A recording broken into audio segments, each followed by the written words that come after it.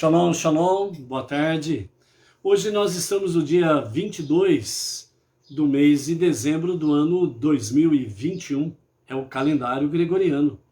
Pelo nosso calendário judaico, hoje nós estamos no dia 18 do mês de Tevet, do ano 5782.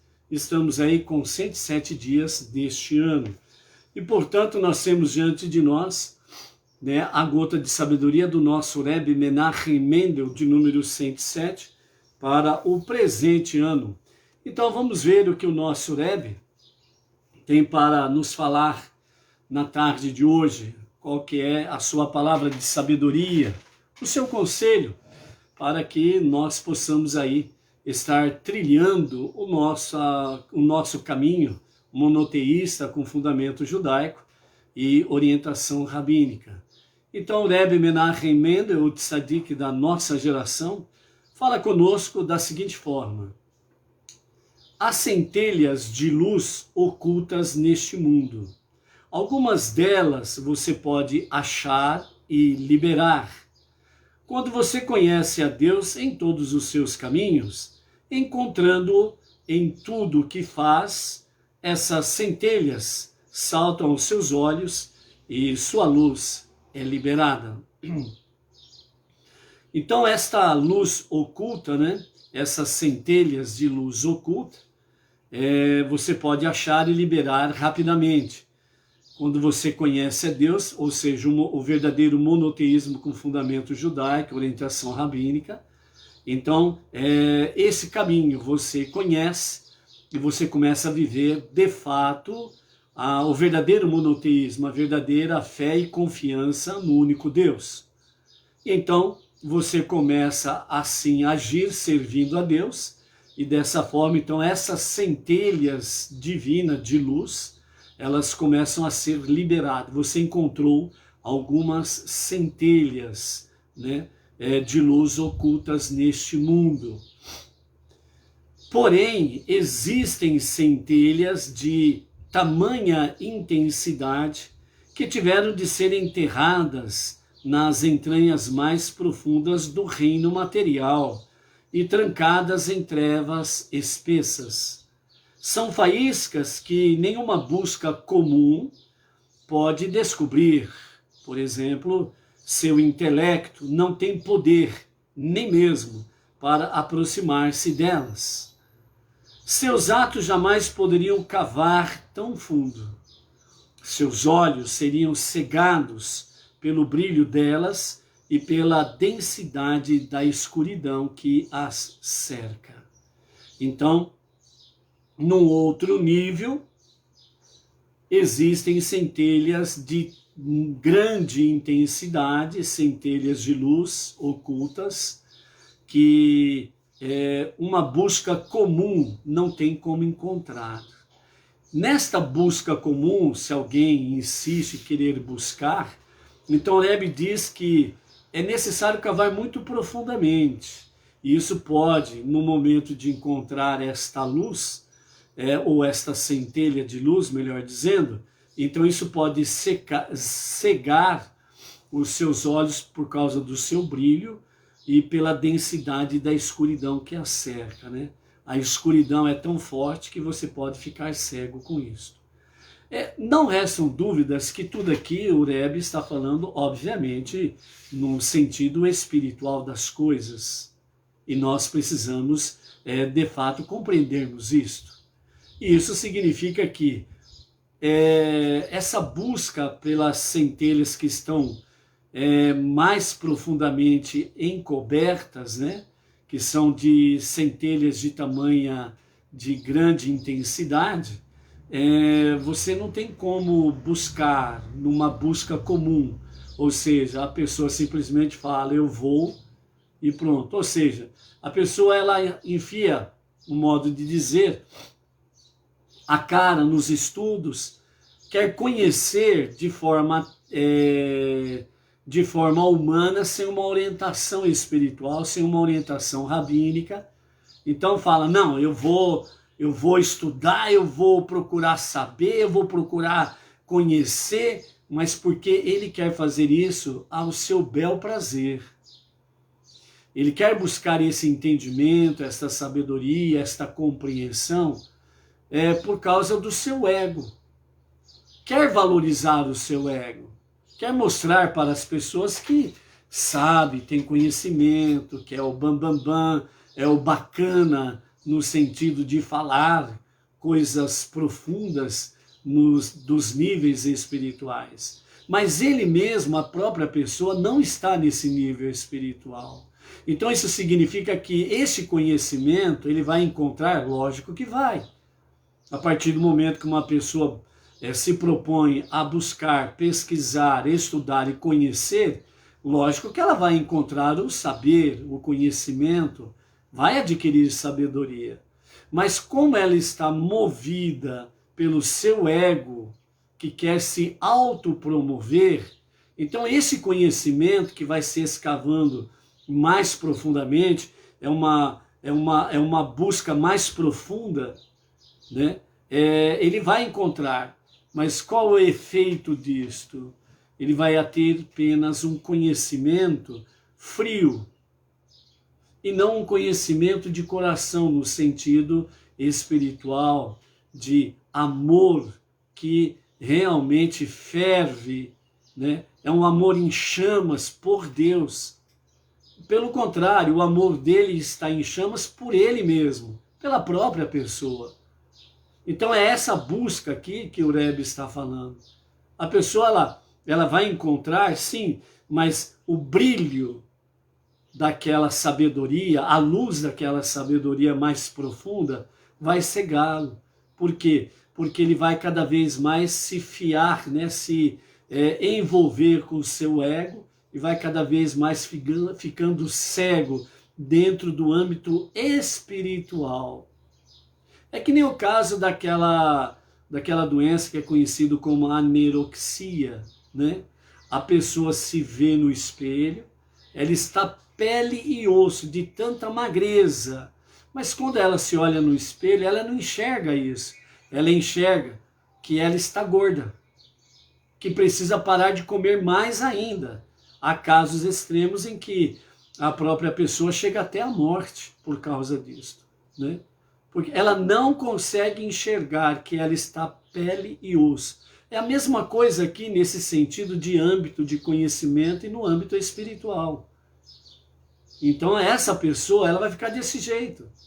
Ela não consegue visualizar que ela precisa mudar o foco, sair do seu ego, sair de si mesma e realmente revelar Deus e não a si mesma.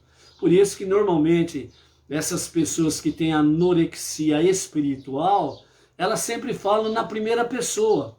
Eu fiz isso, eu fiz aquilo, eu estudei isso, eu acho que é isso, mas prevalece a sua própria opinião, porque eu penso assim, porque esse é o meu ponto de vista, e é sempre assim. Então essa pessoa ele está numa anorexia espiritual. Dentro desse campo, o Rebbe diz assim: as únicas ferramentas que você tem para liberar essas centelhas de forma sábia, com temor aos céus, o Rebbe diz, são as que suplantam seu intelecto e seus sentimentos. São os poderes interiores que se revelam quando você passa por uma prova de fé. Ou seja, o seu intelecto e os seus sentimentos, eles são enterrados. Ponto. Aí, qual que é a ferramenta então? A ferramenta é quando os poderes interiores, quando você passa por uma prova de fé. Os nossos mestres dizem que quando nós passamos por provas de fé, e quem já experimentou isso sabe muito bem, que quando nós passamos por prova de fé, é quando nós descobrimos os poderes interiores, que não estão no nosso intelecto nem no nosso coração. São os poderes da nossa alma divina. São as centelhas divinas que há dentro de nós, que Deus colocou. E no momento da prova de fé, elas vêm e ficam em chamas. chamas, em chamas por Deus, amor em chamas ardentes, realmente, para que somente Ele seja exaltado.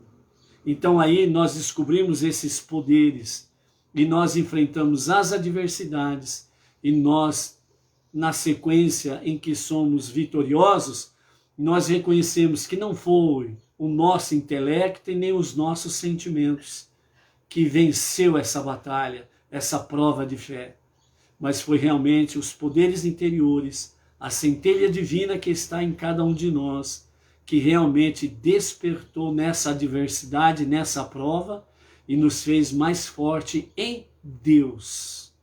E aí, realmente, nós somos provados e aprovados, saímos vitoriosos com mais experiência. Por isso, essa razão que a nossa fé é testada. Não tem outra conversa mole nessa história. A tua fé, ela é provada, ela é testada, porque Deus quer que você revele estas centelhas divinas que está no seu interior, os poderes interiores, onde você vai servir a Deus com muito mais amor ardente, em chamas, um amor mais forte. Você vai prestar um serviço a Deus ainda mais voluntarioso e transbordante em amor. A sua única preocupação é fazer que somente Deus apareça e o seu intelecto fica lá enterradinho. Então, dessa forma, esta ação que Deus encontrou para a nossa geração, que é exatamente a nossa fé sendo testada, provada.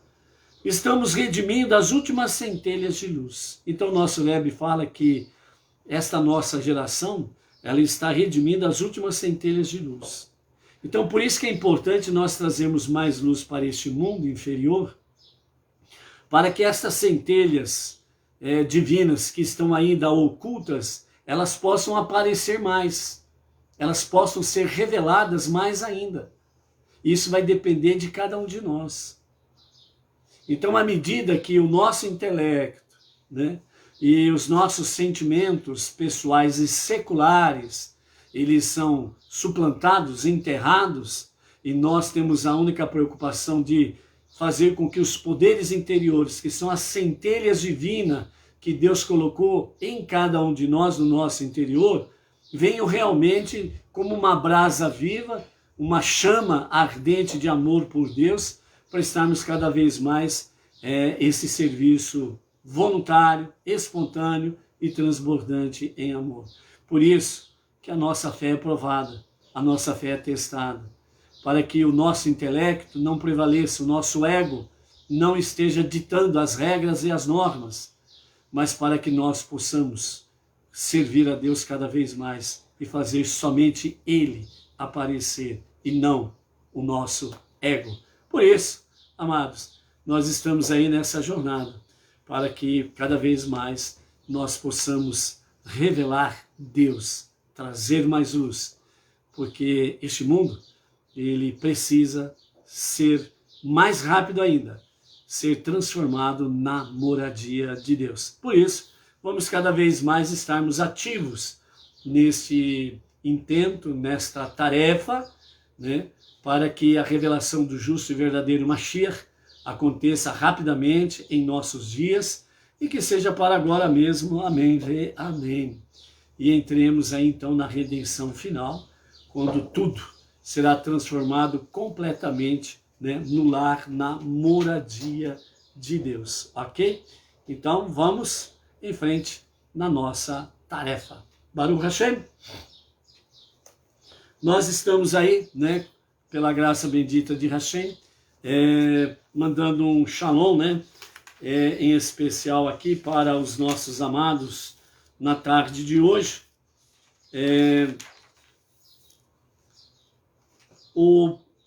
A Vânia Ivonete, lá do Recife, a Janete Vargas, lá do Rio Grande do Sul, o Arnaldo Silva, lá de Piauí, a Terezinha Teles, de São Sebastião, lá do Distrito Federal, a mesma cidade lá da Malu, certo, Malu? Então a Malu aí, Distrito Federal, lá da cidade de São Sebastião. Heron Santana, também lá da Bahia, Feira de Santana. Pedro Paulo da Silva, de Santa Cruz, Rio Grande do Sul. Anderson Bezerra, Ricardo Ferreira, lá de Matão, interior de São Paulo. A Claudiana Rodrigues, da Grande São Paulo. O José Luiz Rafael, de Governador Valadares, Minas Gerais. Rita de Cássia Torres, da Grande São Paulo.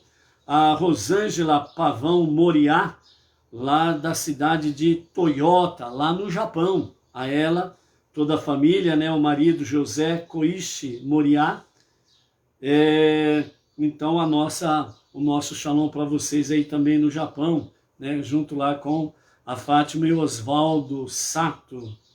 O Valmir Alexandre, a da Liliana Eumano, lá de Frutal, Minas Gerais. A sua filha Cleiva Eumano da Silva e o noivo dela, o Erivelto. Então, o nosso shalom aos amados aí, ok?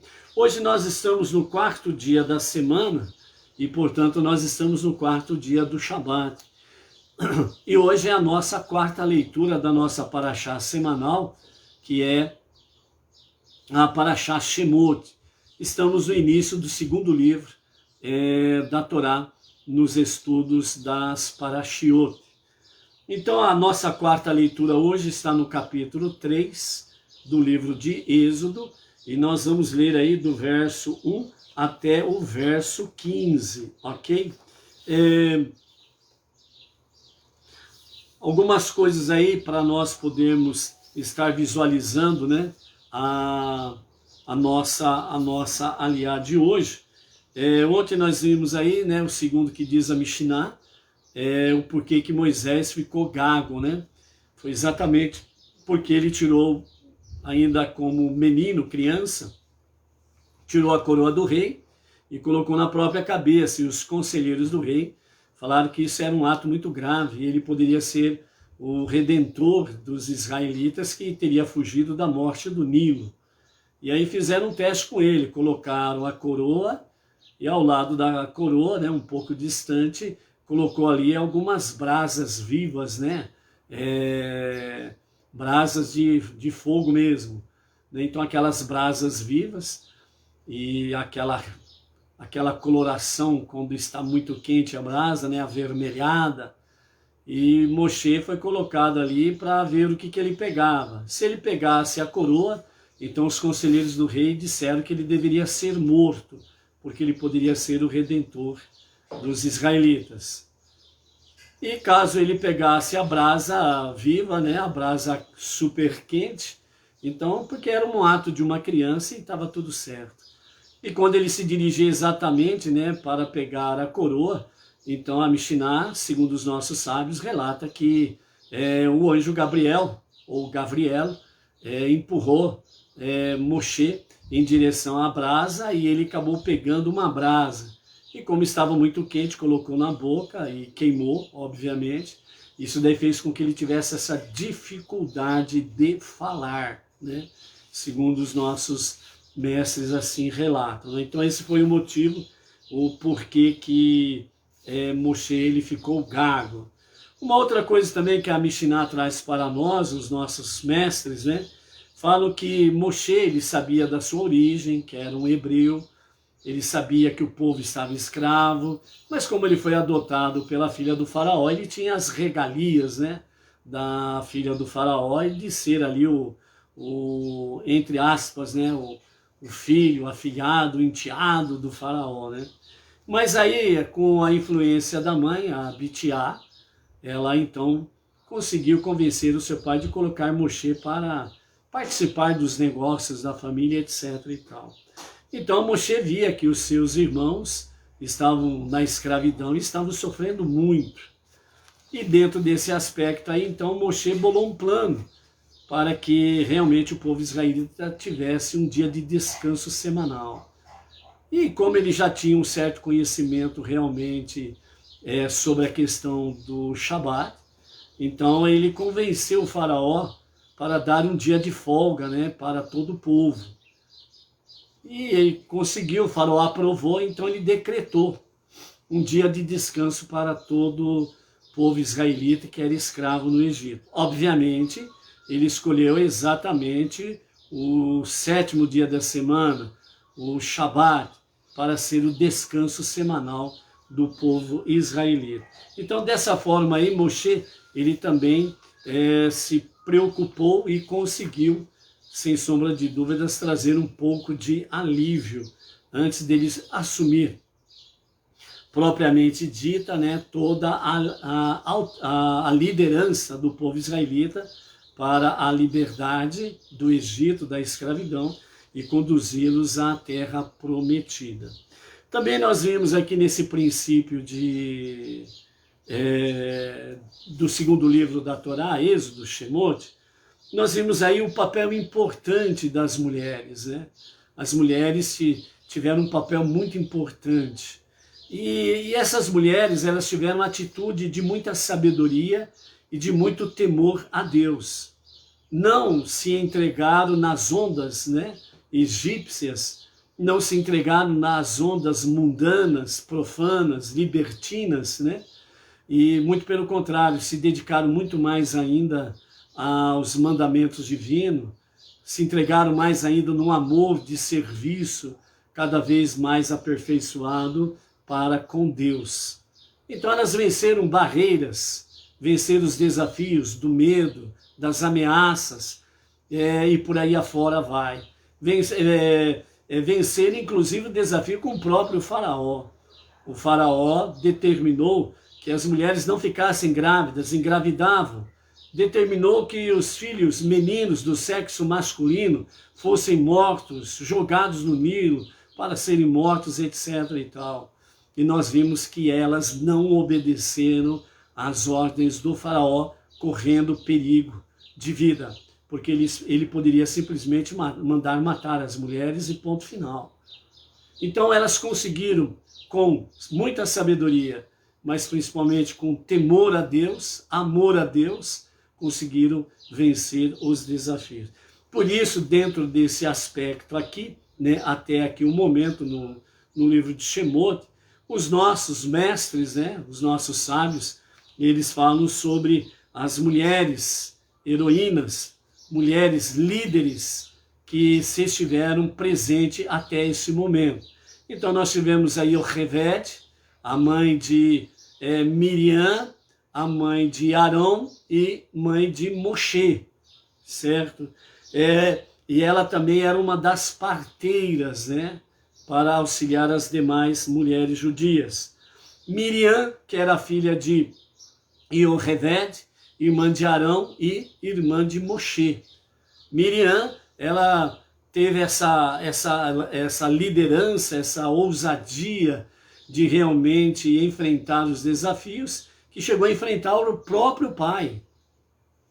Ela não somente enfrentou o próprio faraó, desobedecendo às leis do faraó, mas ela também enfrentou o próprio pai, quando o pai dela, por causa da ordem do faraó de mandar matar os meninos que nascessem, então Amiram, o pai de Miriam, marido de Ioheved, ele simplesmente decidiu se divorciar dela. E os demais homens seguiram o exemplo dele, afinal de contas ele era a liderança até aquele momento. E Miriam chegou para o seu pai e falou para ele, falou: pai, o decreto do faraó, ele está o alvo dele são os meninos. O seu decreto não é só contra os meninos, mas também contra as meninas. Porque se assim continuar, não nascerão mais nenhuma menina. Então o decreto do faraó é ruim, é péssimo, sim, mas ele está focando apenas em cima dos meninos. E a morte que ele está decretando é somente nesta geração, neste mundo, e não no mundo vindouro, a vida eterna. Enquanto que o seu decreto é um decreto mais cruel do que o do faraó. Porque o Senhor está condenando os meninos e as meninas a não terem o direito ao Olam Rabá, a vida eterna. Porque a partir do momento que o Senhor impede que nasça meninos e meninas, e os demais estão seguindo o teu exemplo, vocês estão sendo mais cruéis do que o faraó. E então Amirã ouviu a voz da sua filhinha, voltou ao seu casamento, e quando ele volta ao seu casamento, Yocheved, a sua esposa, fica grávida. Quem é que nasce? Moshe, o libertador do povo israelita. Ou seja, se ele continuasse como Miriam disse a ele, então o Redentor não nasceria. E o povo israelita seria totalmente destruído, e com isso todo o universo voltaria ao zero absoluto.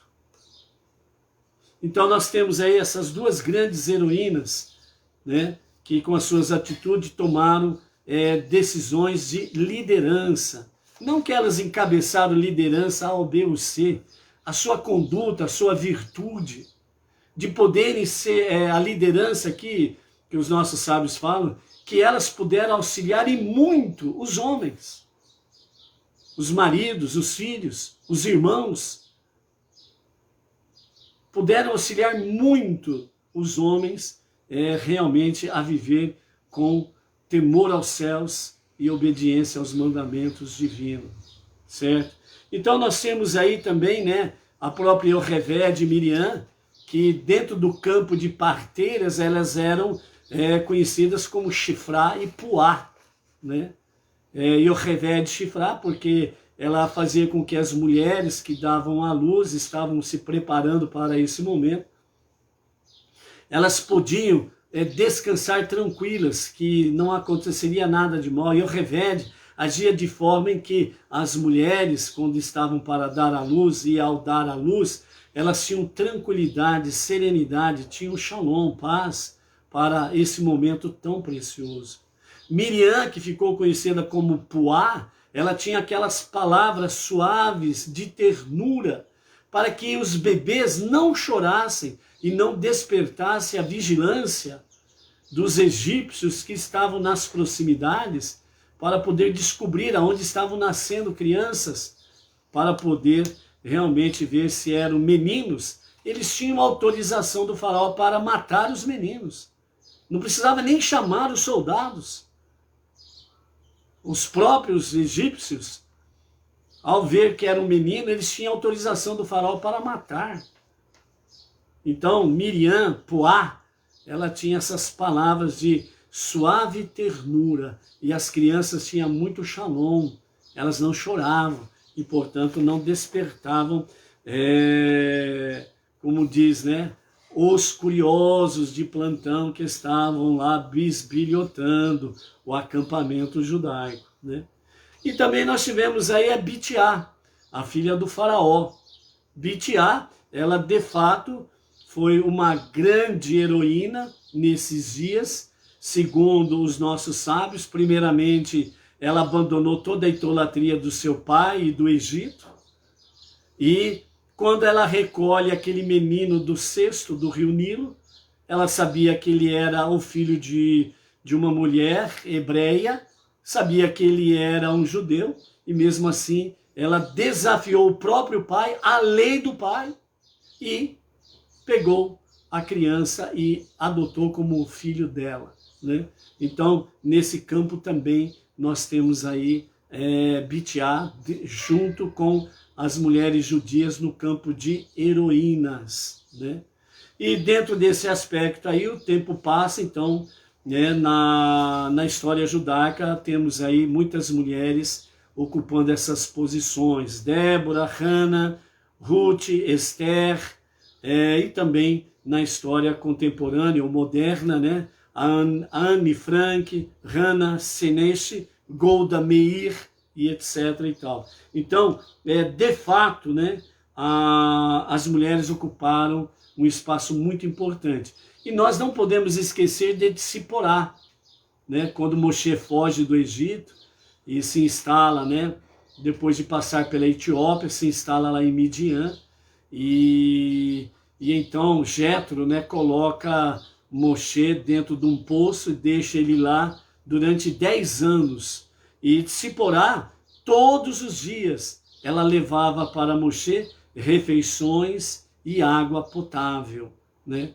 Então, durante 10 anos, Tsiporá, ela foi essa mulher virtuosa, né? E depois de 10 anos, ela chega para o seu pai e fala para ele, pai, já está na hora de tirar o homem lá do poço. 10 anos, ninguém veio procurar por ele, nem um egípcio veio procurar por ele. Então já está na hora de libertá-lo e ele viver a vida dele. E aí então Jetro, ele ouve a sua filha, ouve esta heroína, ouve esta filha virtuosa, e ele então retira Moisés do poço, e ele acaba dando a própria Tsiporá como esposa para Moshe, né? Então são essas mulheres aí que nós não podemos esquecer. E elas, né? E na história judaica desde então, as mulheres sempre ocuparam posições de muita virtude, né? E isso tem sido um exemplo para as mulheres e também podemos dizer, tem sido um modelo para os homens, né? A coragem, a ousadia, a virtude, né, das mulheres, ela também tem inspirado os homens a serem nobres também, né? Então isso é muito importante aí, ok? E não podemos esquecer também de todas as mulheres no Egito, que os nossos sábios, né, estão nos anais da história judaica, que à medida que o faraó ia oprimindo e obrigando os homens a trabalharem mais de 12, 14 horas por dia, trabalhos pesados, não tinha descanso, era 5 minutos e olha lá ainda para comer alguma coisa, beber água esporadicamente, né? Então o faraó estava simplesmente assim, levando os israelitas, os homens, levando realmente as últimas forças até morrerem completamente, né? Esgotados, né? Então as mulheres, né, as esposas tomam uma atitude ousada, desafiam todo o faraó, todo o Egito, todos os soldados do faraó que estavam ali com seus chicotes e espadas, né, atormentando os trabalhadores.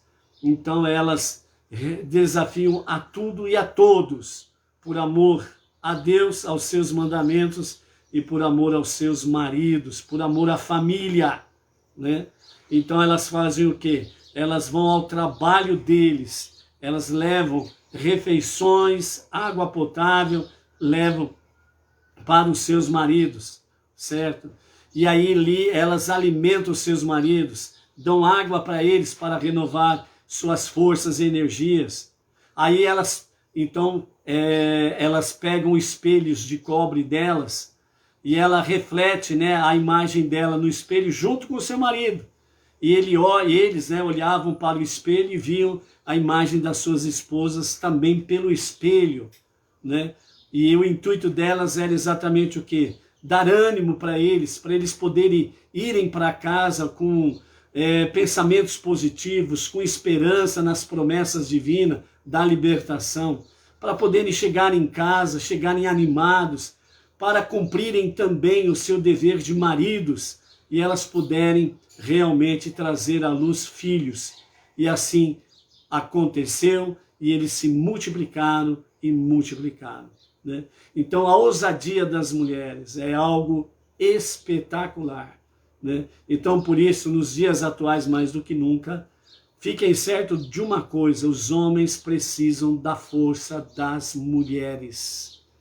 Os homens precisam da força das mulheres, e principalmente as mulheres que estão no verdadeiro monoteísmo, com fundamento judaico, orientação rabínica. Essa força é muito grande, é muito grande.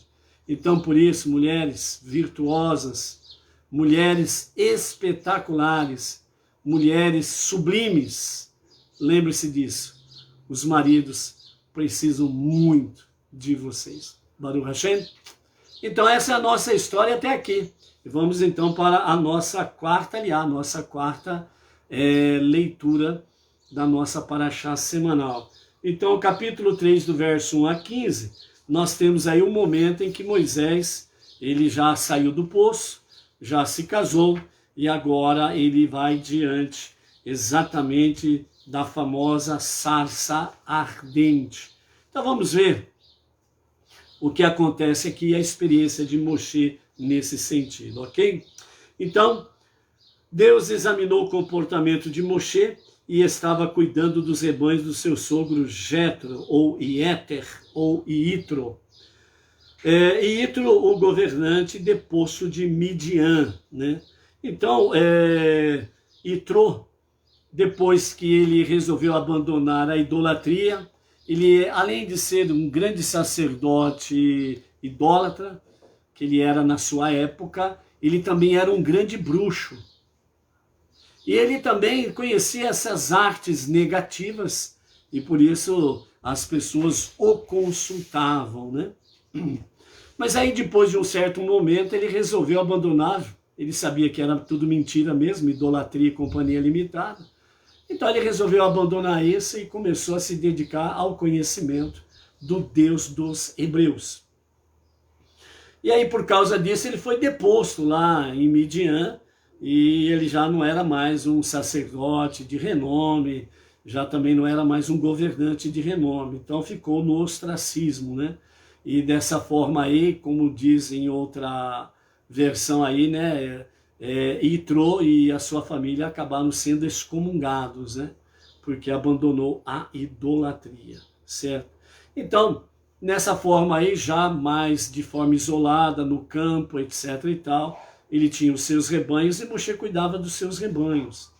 Então, antes de Deus se revelar propriamente dito a Moshe na sarça ardente, então Deus analisava o comportamento de Moshe. Então, Moshe, ele era o pastor dos rebanhos, né, do seu sogro Itró. E num determinado dia, eis que uma ovelha escapou ali do rebanho, e ele foi procurar essa ovelha, né? E quando ele, depois de muito andar, ele acabou localizando aquela ovelha, que estava perto de um bico d'água, né? Como diz aí, mina, né? Estava lá tomando água. E aí então ele fala para com aquela ovelha, né, de forma muito carinhosa: eu não sabia que você estava com sede, senão teria providenciado água para você. Então, como você andou muito para beber água, né, você deve estar cansada. Então Moshe pegou aquela ovelha nos seus braços e ele então transportou de volta para o rebanho, né, junto ao rebanho, no seu próprio colo. Dessa forma aí, Moshe ele cuidou, né, da ovelha com muito carinho, muita atenção. E dentro do próprio aspecto entre o pastor e o rebanho, isso daí também tem um significado mais profundo também, que nós precisamos entender essa lição da Mishnah que os nossos sábios trazem para nós. Então, por exemplo, essa ovelha que se desgarrou realmente do rebanho e foi buscar água, então ela teve uma atitude de sair do convívio do rebanho e isoladamente tomar uma atitude, uma decisão e buscar água. Então ela foi. Trazendo isso na vida prática, no sentido de comunidade, rebanho, porque o rebanho ovino, ele tem muita característica humana, certo? Tem muita característica humana. Então, nesse aspecto aí, significa que a ovelha, ou, portanto, um membro da comunidade, né, ele pode se desgarrar buscando água, achando que há outras fontes em que ela possa beber da água no mesmo nível que ela está bebendo aqui. E isso não é correto. Por isso que o Pirkei Avot, né, os nossos sábios, os nossos mestres, nos conselhos eles dizem, né, procurem um rabino e sigam. Então esse negócio aí, por exemplo, né, que você ouve muito as pessoas, certas pessoas, falando aí, eu vou na internet, eu escuto todos os rabinos. Não é correto.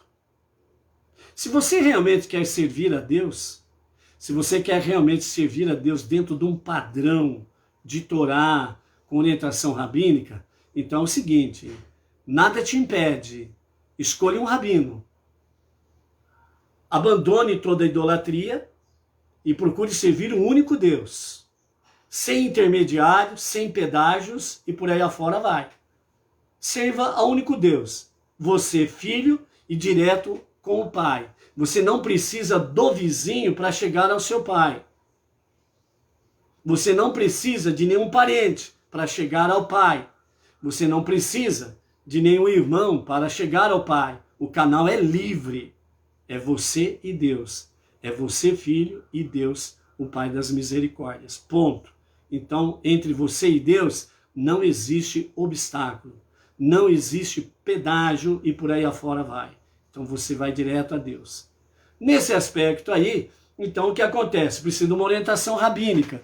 Porque, de fato, a raiz do verdadeiro monoteísmo está dentro do judaísmo e não fora do judaísmo. Então, por isso a ovelha, ela se desgarra, ela vai achar que as outras águas podem estar no mesmo nível dessa água que ele está bebendo aqui, na mesma qualidade. E não é bem assim. Então, por isso, o conselho dos nossos mestres, no Pirkei Avot, fala, ó, você está vivendo o monoteísmo, então procure um rabino e siga-o. Não fique que nem macaco pulando de galho em galho. Então escolha um rabino e siga aquele rabino. Ponto. Baruch Hashem, vai em frente. E junto com aqueles que estão com esse mesmo rabino. Acabou. Ponto final. Então, no caso prático, nós temos o nosso rabino Yaakov Gerenstad, que é a liderança Bnei Noach no Brasil. Então, o nosso rabino Bnei Noach, liderança dos Bnei Noach no Brasil, é o Rav Yaakov Gerenstad. Ponto. Se você quer ser um Bnei Noach, procure pelo Rav Yaakov. bneinoach.org.br. E ali você já vai ter um contato com o site. Ali tem o contato que você pode entrar para falar com o rabino ou com o assessor do rabino. E você vai ser direcionado nessa questão e ponto final. Então, aí o que acontece? Então, dentro desse aspecto da ovelha se desgarrar do rebanho, a prática é essa.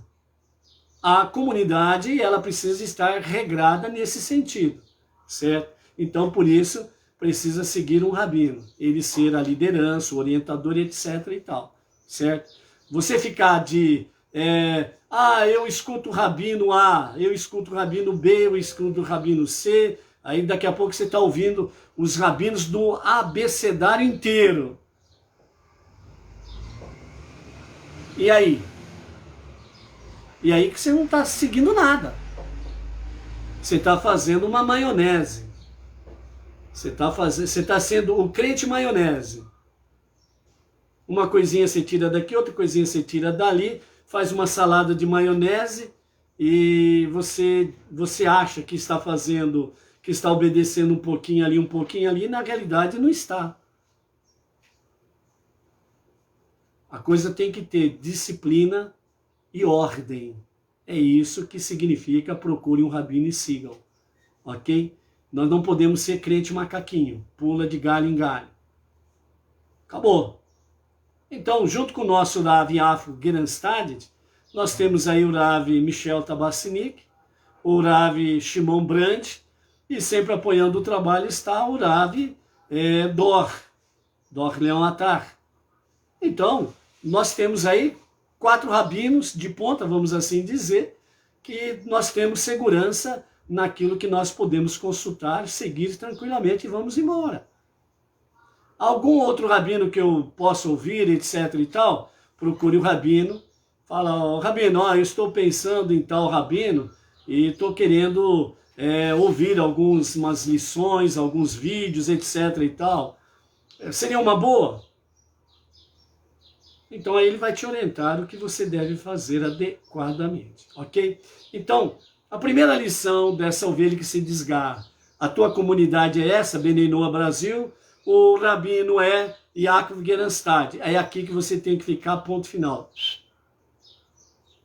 Sem conversa. Acabou. E vamos seguir em frente.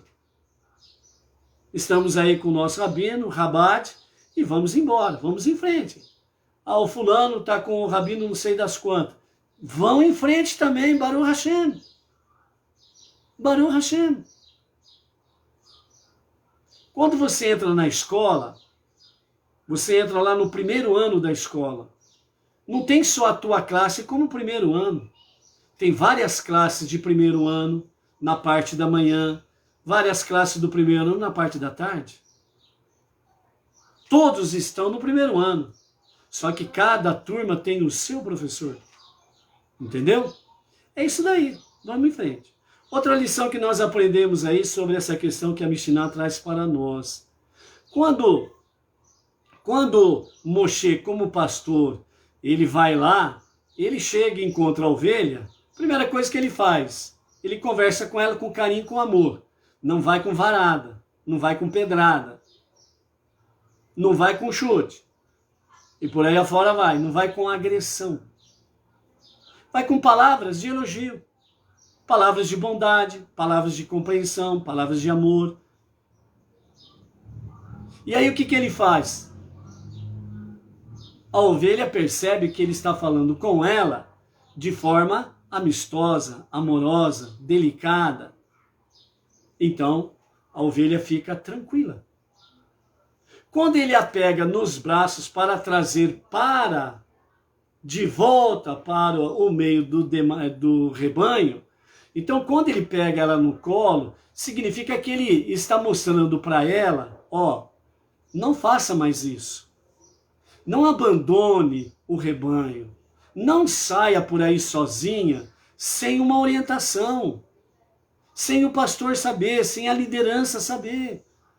Então, quando Moshe pega ela nos braços e está trazendo junto, retornando-a para o convívio junto com o rebanho, ele está mostrando para ela, ó, aqui nesses braços é onde você tem mais segurança e proteção. O teu lugar é aqui, junto com estes. E não por aí afora. Então, por isso que quando os nossos sábios falam que nós precisamos colocar cercas ao redor da Torá, está dizendo para nós colocarmos cercas ao nosso redor com a Torá. Com os 5 primeiros livros da Bíblia. Para nós estarmos seguindo o padrão divino, o padrão da Torá, o padrão de Deus, e não o que eu quero, ou o que o Beltrano quer. Então, quando Moshe traz essa ovelha nos braços, ele está dizendo para ela, ó, por mais que você possa ter falhado, eu continuo amando você. Eu jamais vou deixar de amar você. Você é minha ovelha.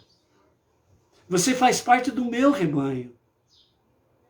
Nesse aspecto, o que está nos mostrando as lições da Mishnah aqui, é que o nosso rabino, ele age dessa forma. Ele nos ama todos indistintamente. São todos amados por ele, e ele procura trazer todos de uma forma amistosa, carinhosa, com compreensão e etc. e tal.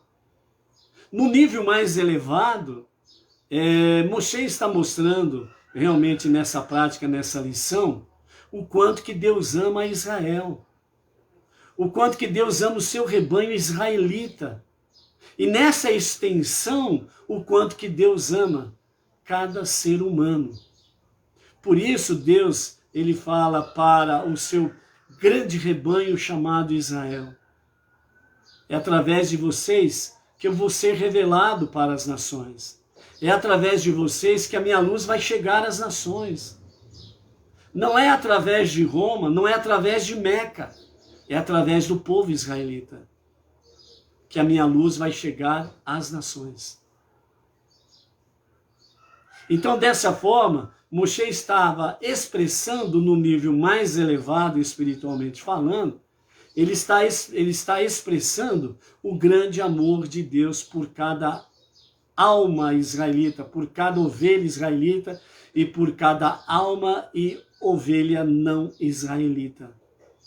Porque o mundo, que é o objetivo supremo de Deus, de ser a sua casa, a sua moradia, diz respeito não somente para com o povo israelita, mas para com todas as nações. Então é isso que Deus está fazendo através desses milênios.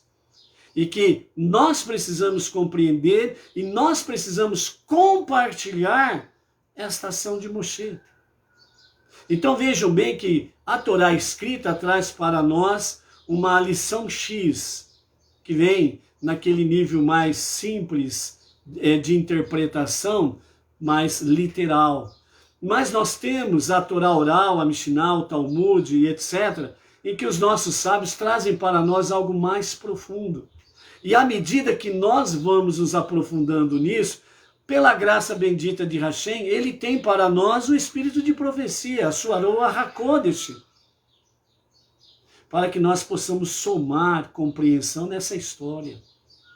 Então Moshe está mostrando para nós que, de fato, através de todos esses milênios, o cuidado de Deus como o grande pastor que ele é, por isso que o Salmo 23 fala para nós sobre Hashem Eroi, que é o que? O Eterno é o meu pastor. O verdadeiro pastor. Então é isso que nos fala o Salmo 23. E com isso, a lição de Moshe sendo elevado aos níveis espirituais mais elevados e dimensões espirituais muito mais elevadas e transcendentes, tanto para os seus dias como para até o presente e posteriormente o Olam Rabá, a vida eterna, ainda vai repercutir esta ação de Moshe.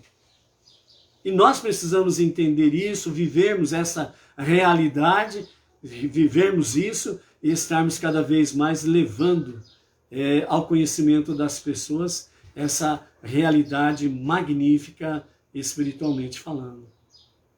Então Deus ele continua já no nível elevado e profundo. Deus continua. Ele nos deu a figura de Moshe para compreendermos essa realidade. Deus continua através dos milênios, pegando os seus filhos israelitas, ovelhas desgarradas do judaísmo, e está trazendo de volta para casa. Ele está pegando por extensão o povo, os povos, as nações não judias. Ele está pegando no colo, nos seus braços e mostrando para cada um de nós, aqui está a verdadeira fonte de águas límpidas. E como diz o profeta, né, que nós herdamos dos nossos antepassados, né, enganos no conhecimento espiritual.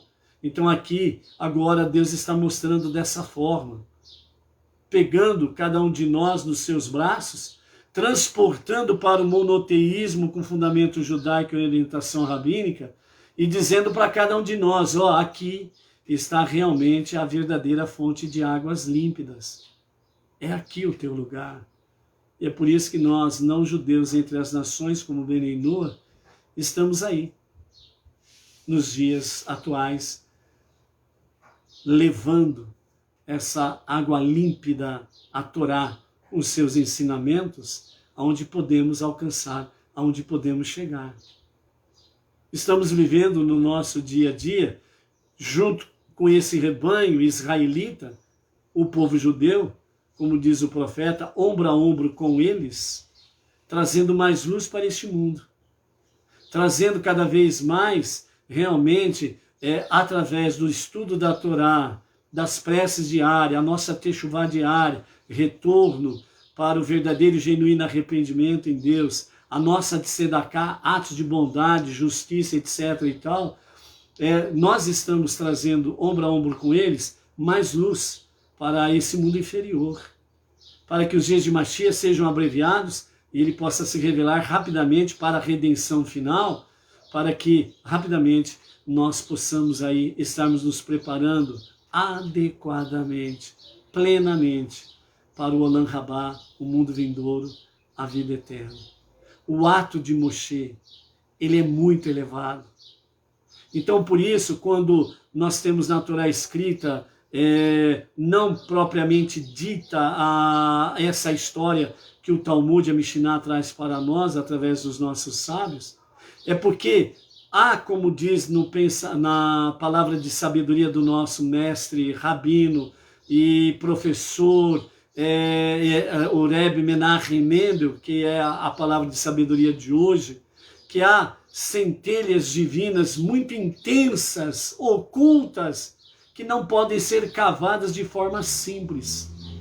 Precisa de estudo, precisa de uma busca mais profunda, precisa de um amor mais elevado, uma determinação mais ousada, mas não para o eu aparecer, não para o meu ego aparecer, mas para que nós possamos realmente ter esse encontro com essas centelhas divinas, para que nós possamos ser mais espirituais e brilharmos no meio desse tempo presente, para que de fato as escuridões sejam dissipadas e a luz divina seja revelada.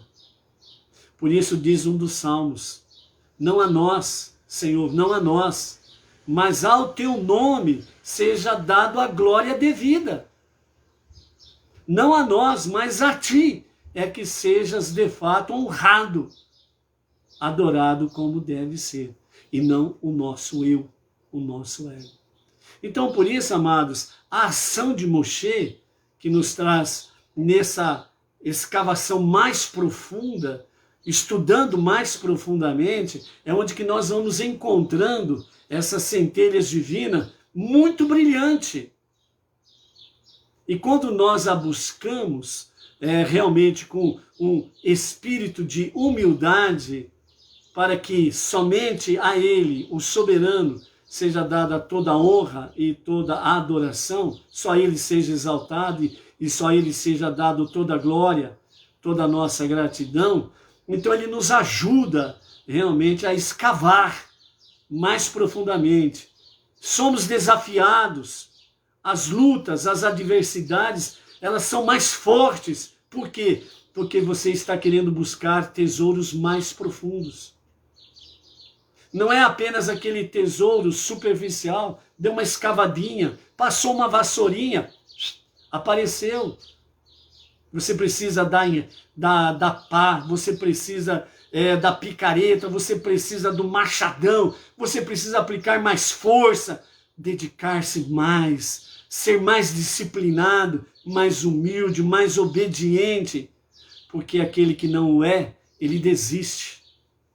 E muitas vezes ele está tão perto, tão próximo de grandes tesouros espirituais, mas ele não tem disciplina, dedicação, ousadia, coragem, não tem a determinação.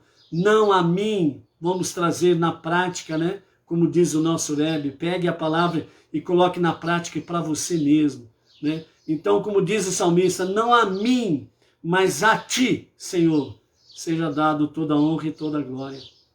Então você vai com esse espírito humilde, você vai com essa humildade e você vai alcançar tesouros profundos, preciosos, maravilhosos. São centelhas de intensa luz, que é a centelha divina revelada nas suas dimensões. E assim você vai se revestindo cada vez mais da vestimenta divina, da vestimenta de Deus. Então a lição de Moshe é muito profunda e tem muito mais pela frente ainda, ok? Então, nesse aspecto aí, nós entramos no capítulo 3, Moshe, junto à sarça ardente. Então, só isso daqui é o primeiro versículo. Agora vamos para o segundo versículo aí. Um anjo de Deus apareceu-lhe no coração de um fogo ardente no meio de uma sarça, revelando-se em um espinheiro. Deus deu a entender a Moshe que ele sentia a dor e o sofrimento dos israelitas. Quando Moshe olhou, viu que a sarça ardia, mas a sarça não se consumia. Moshe disse: desviar-me-ei do que estou fazendo aqui e irei até lá para ver esta visão extraordinária. Por que a sarça não se queima?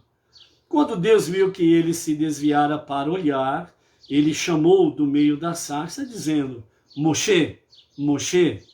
E ele respondeu: aqui estou. Amados, como falamos, né? Vai mexer, vai cavucar mais fundo, você vai encontrar coisas preciosas. Então, por isso, veja bem, quando Moshe responde a Deus, aqui estou, ele está seguindo o mesmo nível dos patriarcas. Toda vez que Deus os chamava, eles respondiam, aqui estou. E o que significa? O que eles estavam querendo dizer com isso? Simplesmente eles estavam dizendo, aqui estou pronto para te obedecer. Então aqui Moshe responde no mesmo nível, aqui estou. Quando temos algo semelhante que nos fala lá no livro do profeta Isaías, onde realmente no diálogo Deus diz, né? A quem enviarei? Quem falará por nós? E o profeta diz, né? Aqui estou, envia-me a mim. Aqui estou, pronto a te obedecer. Então, a resposta que nós precisamos dar a Deus é esta. Aqui estou, pronto para te obedecer. Por que o profeta, lá atrás, né? Aliás, nós estamos no princípio, né? Torá é princípio, lá na frente, né? O profeta, quando ele é chamado, ele estava arando. E antes dele ir, o que ele fez? Ele pegou o boi, fez um belo de um churrasco do boi, pegou a canga e o instrumento de arado lá que era acoplado ao boi, ele usou aquilo lá como lenha, como brasa para fazer o churrasco. Então ele ficou sem o boi e sem os artefatos usados para arar a terra. Simplesmente a atitude dele foi do quê? Do profeta. Aqui estou, pronto a te obedecer.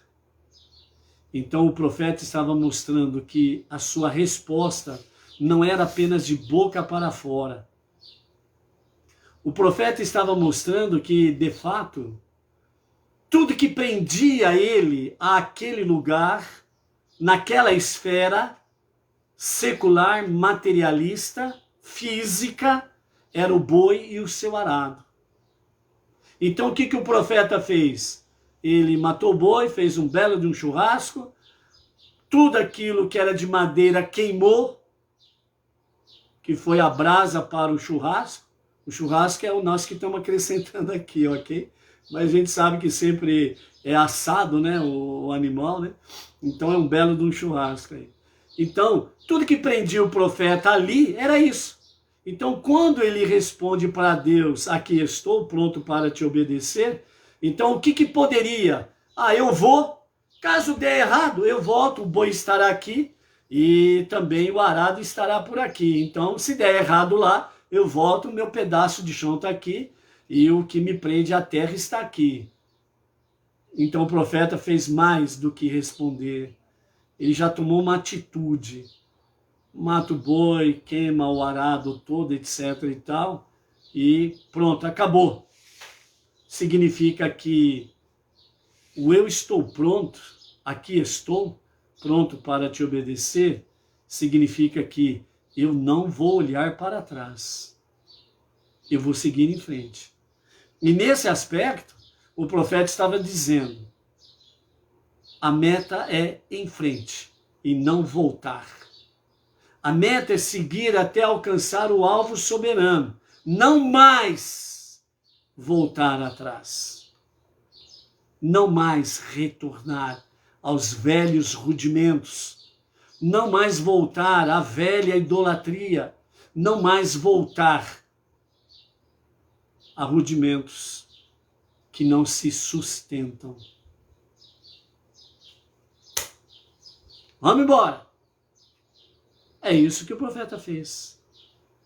Então essa ação de Moshe, do profeta, vem mostrar para nós que o caminho, a jornada monoteísta com fundamento judaico, que é o verdadeiro monoteísmo, com orientação rabínica, significa que é um caminho de ida, sem volta.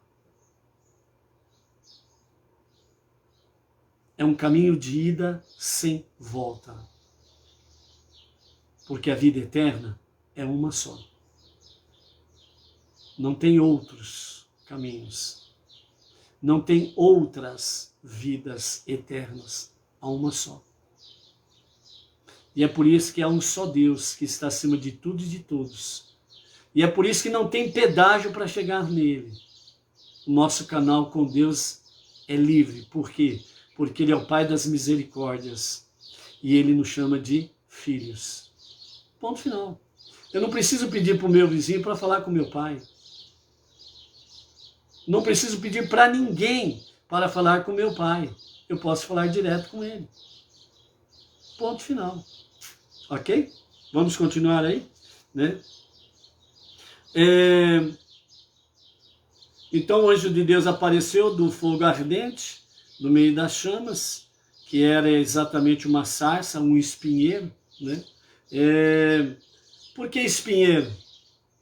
Porque primeiramente nós vemos aqui pelos comentários de Irache que Deus está mostrando que de fato ele sente a dor e o sofrimento do povo israelita. Porque o sofrimento é um espinheiro, certo? Então esse espinheiro ele machuca a carne, ele é dolorido. Então Deus está mostrando essa realidade. Assim como também outra coisa que Deus está nos mostrando aqui pela Torá, que o momento mais propício para Deus se revelar é exatamente quando a tua fé é testada, como diz o nosso Rebbe hoje.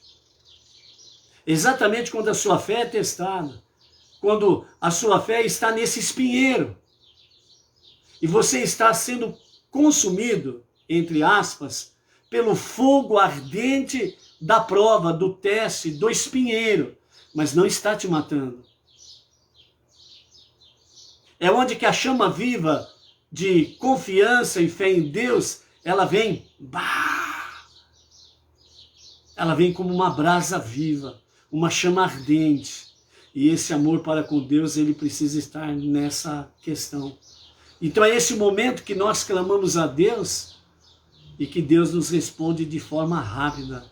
Por isso que quando eles estavam no Egito, nesse exato momento, eles estavam nesse espinheiro, nesse grande espinheiro, onde os seus filhos pequenos estavam sendo mortos pelos soldados de Faraó, e onde os soldados do Faraó matavam as crianças e levavam os seus sangues para que o Faraó se banhasse no sangue deles, por causa da sua doença, da sua grave enfermidade, que ele colocou na cabeça que o sangue das crianças israelitas iria curar da sua enfermidade, e ele sairia curado da banheira de sangue das pequenas crianças.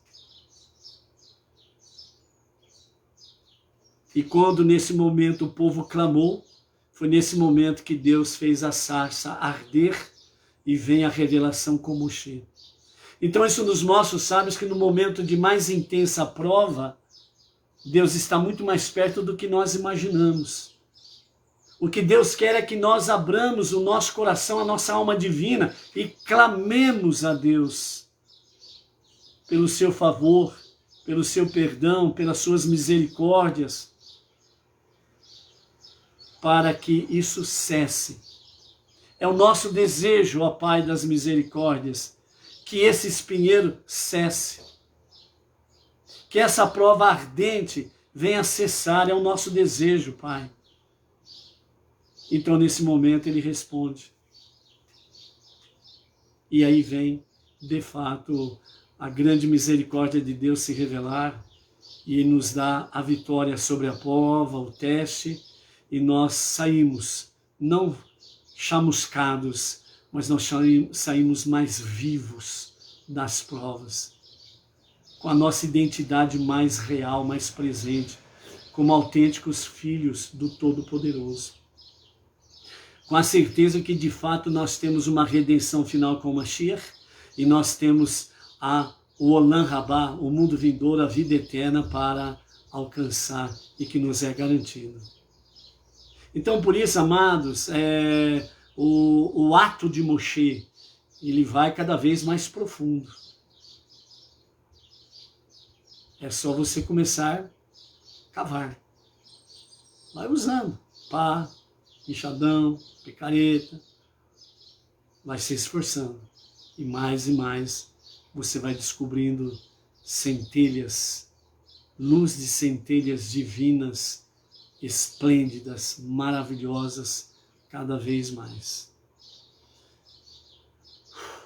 Vamos em frente. Então, o verso 5, né, do capítulo 3, né, quando Moshe ele se aproxima, então Deus o chama, ele responde: aqui estou, verso 5 agora, e Deus disse: não te aproximes mais, tira teus sapatos e teus pés, porque o lugar que estás é solo sagrado. Aqui os nossos sábios, né, rapidamente, os nossos sábios falam que somente os sacerdotes, eles poderiam andar descalço dentro do Beit HaMikdash. E que nós, fora do Beit HaMikdash, nós precisamos estar calçados para poder elevar ao Eterno as nossas preces. Então, né, nesse sentido aí, um aprendizado rápido, mais simples, para nós estarmos praticando. Né? Tem pessoas que falam que faz as suas preces descalça porque o chão que eu estou pisando é sagrado, patati patatá. Né? Isso daí é mais uma retórica fora de um contexto judaico, ok? O terreno sagrado é o Beit HaMikdash. Ali, dentro do Beit HaMikdash, né, onde ficam os santos, e depois tem o Santo dos Santos, onde somente o Kohen Gadol entrava, e ele entrava descalço ali. Então esses lugares são os lugares sagrados, onde os sacerdotes andavam descalços. Fora dali, todo mundo calçado, bonitinho, e faz as suas preces a Hashem. Ponto final. Verso 6, Moisés assim fez e Deus disse: eu sou o Deus de teu pai, o Deus de Abraão, Isaque e Jacó. Moisés escondeu sua face, pois teve medo de olhar para Deus. Ou seja, quando ele ouve a voz saindo do meio da sarça ardente, o anjo falando com ele, então Moisés ele tem de fato essa visão. Então ele não olha diretamente, porque ele fala que teve medo, a Torá escrita fala que ele teve medo de olhar para Deus. Deus não tem forma nenhuma, então, portanto, ninguém viu a Deus. Deus disse: eu realmente vi a aflição do meu povo no Egito, escutei o seu clamor causado pelos capatazes, desci para livrá-lo das mãos dos egípcios e fazê-lo subir daquela terra para a terra boa e vasta, para uma terra que emana leite de cabras e mel de tâmaras e figos, a região dos canaanitas, dos hititas, dos amoritas, dos perizitas, dos rivitas e dos jebuseus. Embora eu tenha também prometido os territórios dos amonitas, moabitas e edomitas a Abraão, vós não os herdareis neste tempo. Deus não mencionou os girgashitas neste contexto, porque o seu território não se distinguia por manar leite e mel. E agora o clamor dos israelitas realmente veio a mim, e também vi a opressão a que os egípcios os sujeitam. Com referência às terras aqui prometidas, né, as 7 nações, eles tomarão posse lá na frente. Porém, a terra dos amonitas, moabitas e edomitas, não. Essa vai ser uma possessão para os dias de Mashiach, ok? E então ele fala do clamor, e portanto vai agora, eu te enviarei ao faraó para convencê-lo a libertar o povo, e tuas palavras serão efetivas, tu livrarás meu povo, os israelitas, do Egito, né? E aí então nós temos o diálogo entre Moshe e Deus, nesse sentido todo aqui. Né? Num determinado momento, Moshe pergunta, né, para Deus qual é o seu nome, né?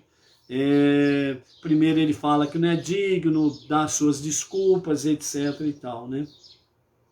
Então, Moisés diz a Deus: irei aos israelitas e lhes direi: o Deus de vossos antepassados enviou-me a vós.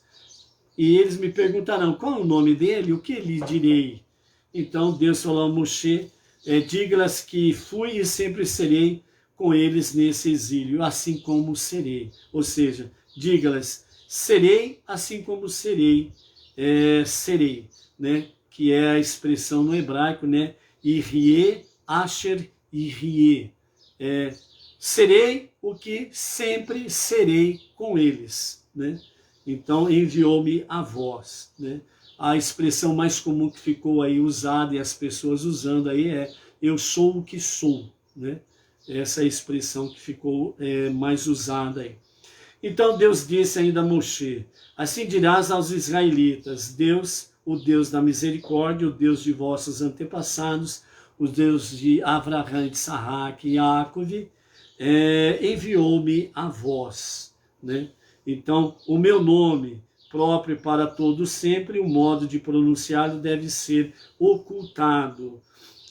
É assim que devo ser recordado por todas as gerações, até a redenção final. Meu nome próprio deve ser substituído pelo nome de Adonai, né? Então, esta expressão mais usada, Adonai, né? Que significa literalmente, né, meu Senhor. Então essa expressão é a que seria usada. A expressão correta, né, de Irie, Asher e Irie, que é o sagrado, sagrado e sagrado nome do Eterno, que ainda não é plenamente revelado, somente o Kohen Gadol que o sabia, né? Esse nome precioso de Hashem, ele será conhecido nos dias de Mashiach, na redenção final, com a construção do terceiro e definitivo templo. Então, a expressão correta, sublime e santíssima do nome de Deus, ela será anunciada nos dias de Mashiach. Então, aquilo que é mais próximo a esta realidade é a expressão Adonai, né? Então, falar o nome junto, né, totalmente junto. Então, a orientação rabínica é exatamente o que, né? Essa expressão ela deve ser usada quando nós elevamos a Deus as nossas preces. Aí você pode usar, de fato, este nome. Por isso que quando você pega o Sidur Benei Noach, você vai encontrar lá a expressão Adonai, né? Porque faz parte das preces diárias. Então, nas nossas preces diárias, bem como também nas nossas orações espontâneas a Deus, voluntárias, então nós podemos usar essa expressão.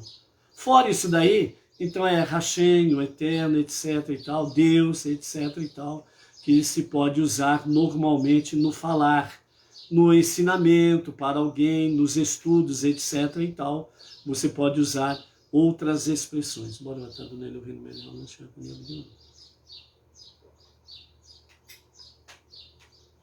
Ok, amados? Então, dessa forma aí, podem despertar minha misericórdia pronunciando o nome misericordioso, como se fosse o nome do senhorio, reconhecendo que eu governo o mundo e tenho minhas próprias razões, às vezes inescrutáveis, para fazê-lo da maneira que decido. Então, nesse finalzinho aqui da nossa aliá de hoje, da nossa leitura de hoje, com os comentários de Irash, então, como que nós reconhecemos, né, de fato, essa questão de Deus ser o único Deus, o único Redentor, o único Salvador, e que eu não preciso de mais nada, de mais ninguém para chegar a Ele, eu posso ir direto a Ele, né? Então, despertar a misericórdia de Deus, é isso que Deus quer, que nós vamos a Ele diretamente para despertar a sua misericórdia. Então você não precisa usar intermediários, você não precisa pagar pedágio para chegar a Deus, o Pai das misericórdias.